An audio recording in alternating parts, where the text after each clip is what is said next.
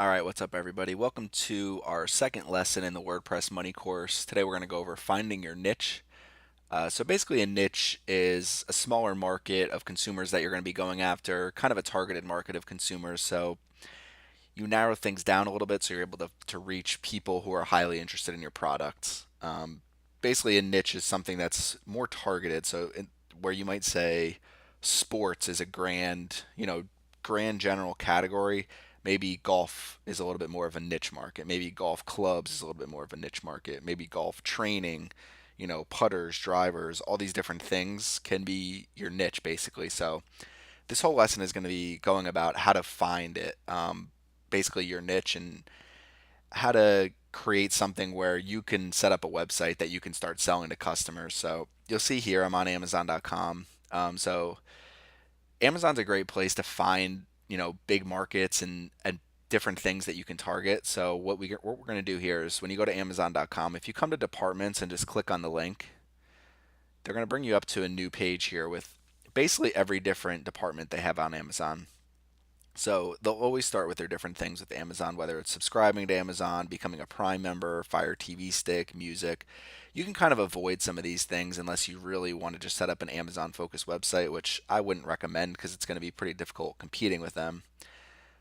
So basically, you can avoid some of these things. The app stores, you can do those, but they're definitely something we're going to need some background knowledge. Echo and Alexa is going to be difficult. So we're going to try to stay over here a little bit in home garden tools, handmade, sports and outdoors. You could even do food and grocery, wines, huge market, gourmet foods, especially as people start to turn online to buy more of their food and drinks and different things like that.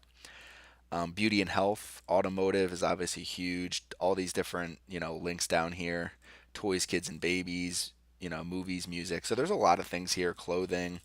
Electronics is obviously huge. And just to go back to our niche conversation from earlier, a lot of these different things can be considered a niche. So you might just want to set up something for headphones. Headphones are constantly changing. They just recently came out with a lot of different Bluetooth headphones and they're starting to improve. So, if you said, "Hey, I love the headphones and I want to start selling headphones to people and I want to create a website where I review different headphones, I do different things like that."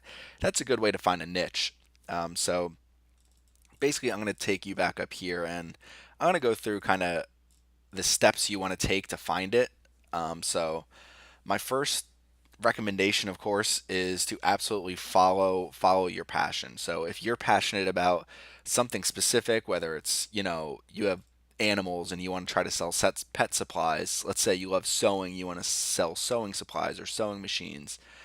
Finding something you're passionate about is the way to go because as you're building your website, it's going to be a lot of work. As you're building content, it's going to be a lot of work. And if you find something that you're passionate about, where you can basically follow the own things you love and just create your own website where you have people coming in, it's much easier for you to continue to build content. It's much easier to for you to kind of build an audience and all that. I found that I've built all sorts of different websites, and the things that I'm passionate about are always shine through. I'm always able to build content better for that.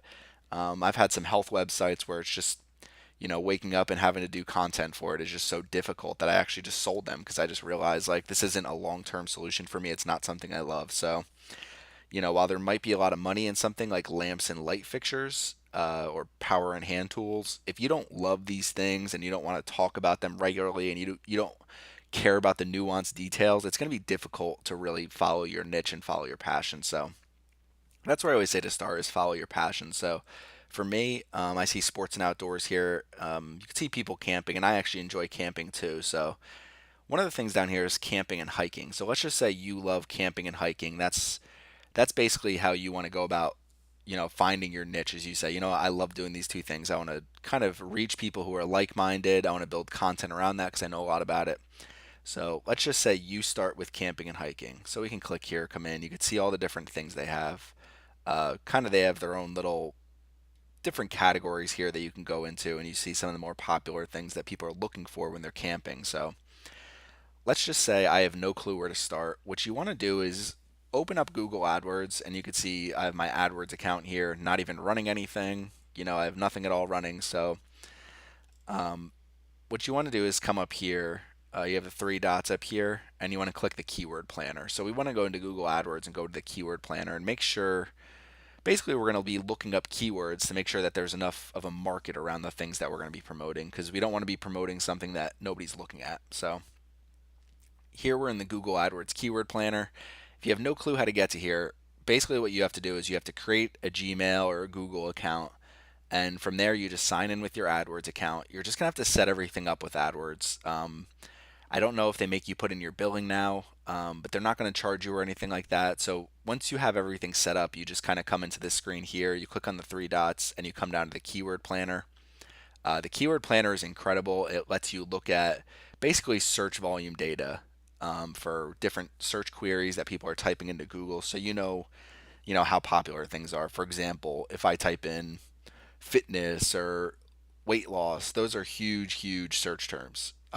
Whereas some of the smaller things like automotive things or even camping, they're going to be a little bit smaller of markets. So the reason you want to come in here to Keyword Planner is to make sure that what you're looking up actually has some type of market. So basically what we're going to do is come in here and I'm just going to type in camping.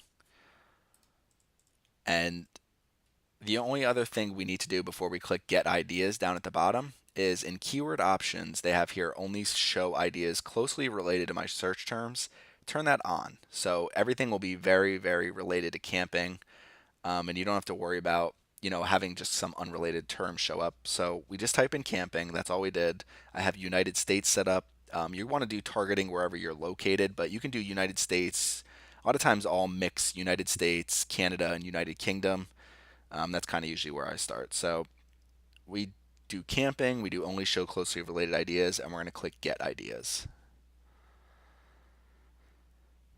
Now, they pull up basically the search term here, camping, 823,000 monthly searches. That's a broad estimate, so it's not going to be exactly that every month. You'll see the kind of how the search data goes. Obviously, in the warmer months, more people are looking for camping supplies, whereas the colder months, people probably aren't camping as much.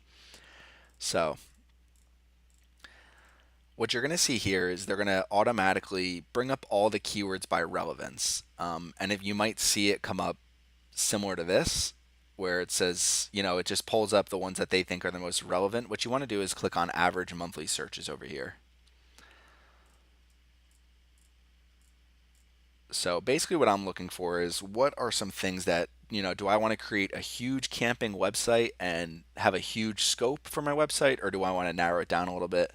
Based on what I'm seeing here, I think the smartest thing for me to do would be create a website just built around camping tents, because 90,000 monthly searches is a huge, huge amount of volume. And if I can start a website around camping tents, I think I can continue to build it. So what we're basically looking for here is, let me type in camping tents up here and we'll click Get Ideas. So basically my rule of thumb here is you always want your average monthly searches to be above 50,000. There's no threshold for how high it goes, but just know the higher the amount of searches, usually there's a little bit more competition, but it's kind of all relative because you at least have more search volume for that competition. So to me, there's plenty of volume here for just to create a camping tents website. I mean, in December it might be a little slow. There might be a couple slow months here in the winter time, but just looking at camping tents, 90,000 month, average monthly search volume, best camping tents for sale. There's just a lot of different things here. Each one of these can be a different category on your website. So to me, camping tents would be a tremendous niche if you're looking for one. So basically, just to wrap this up, all you really need to do to find your niche, and we're going to go back here, is you come in here to Amazon, you want to click down here at the departments section. You have all these different departments, and what you want to try to do is find something where you're able to find the exact niche you're looking for. So I've kind of gone in and done my research already, and the niche that I selected. So I started looking up different decor and home decor because that's kind of the niche that I want to follow. So I was looking up some of the different categories you can get into, and the one I'm looking at is farmhouse decor. So just to show kind of how I went about finding that, basically I just went into Amazon, I went into furniture, And you see all these different types of furniture here, shop by room, all these different styles. And as I was looking through here, one of the big things that kind of stood out to me was farmhouse furniture. So what I did is I came up to the keyword planner and I looked up farmhouse decor. I actually looked up farmhouse house furniture. And mind you, I still have only show closely related ideas on. And as you can see, the volume is pretty good here. So it's above 50,000 every month, close to 60,000 for most months, kind of peaks up here.